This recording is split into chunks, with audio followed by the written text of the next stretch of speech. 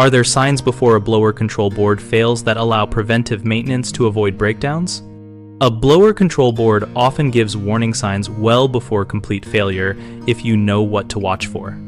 Start by checking for intermittent fan running where the blower cycles on and off without a thermostat call, because this indicates loose solder joints or failing relays on the board. Open the furnace or air handler panel only after power is off, and look for hairline cracks or movement while gently wiggling connectors. Erratic system responses like the fan running at only one speed, failing to ramp, or running continuously despite correct thermostat settings. Point 2. Failed speed control circuits, or a damaged triac. Replace the board if component level repair is not within your skill set.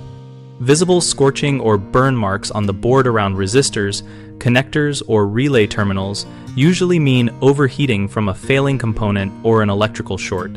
Trace the cause to prevent repeat damage and replace the board. Unreliable thermostat response, where the system ignores calls or responds sporadically, often traces to communication or input sensing faults on the control board.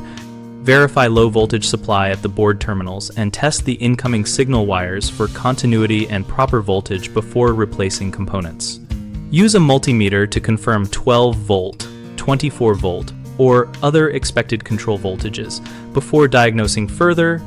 And always note that repeated symptoms after board replacement often indicate a secondary cause, such as a failing motor, shorted capacitor, or wiring insulation damage that will need attention. Common mistakes are assuming a bad board is the only problem and replacing it without checking the blower motor and capacitor, which can lead to repeated failures. Test the motor windings and capacitor first, and document operating currents.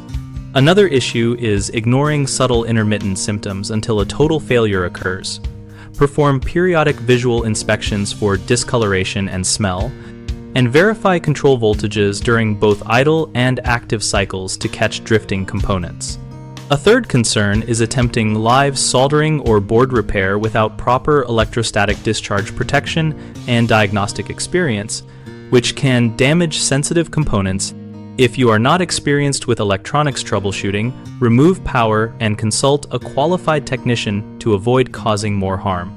BigHomeProjects.com connects homeowners with local contractors and helps contractors find work by listing projects and profiles relevant to HVAC, electrical, and general remodeling. We also host a discussion community where homeowners and pros exchange advice, share photos, ask questions, and learn practical maintenance steps together.